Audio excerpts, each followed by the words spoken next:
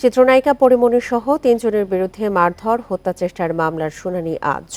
আর এই শুনানি হবে ঢাকার সিনিয়র জুডিশিয়াল ম্যাজিস্ট্রেট আদালতে। নাসির ইউ মাহমুদের দায়ের করা এই মামলা তদন্তের দায়িত্ব শুরুতে ছিল সিআইডির, পরে তা দেয়া হয় পিবিআইকে। বিকাশে কম খরচে ক্যাশ আউটের লিমিট বেড়ে 50,000, প্রিয় এজেন্টও 2টা। 18 মার্চ অভিযোগের সত্যতা পাওয়ার কথা জানিয়ে চার্জশিট দিয়েছে তারা। এর আগে 2021 সালের 14 জুন ধর্ষণ ও হত্যা চেষ্টার অভিযোগে নাসির ইউ মাহমুদ, তুহিন সিদ্দিকী অমি ও অজ্ঞাত 4 জনের বিরুদ্ধে মামলা করেছিলেন পরিমণি। তবে দীর্ঘ তদন্তের পর এর কোনো প্রমাণ পায়নি পুলিশ।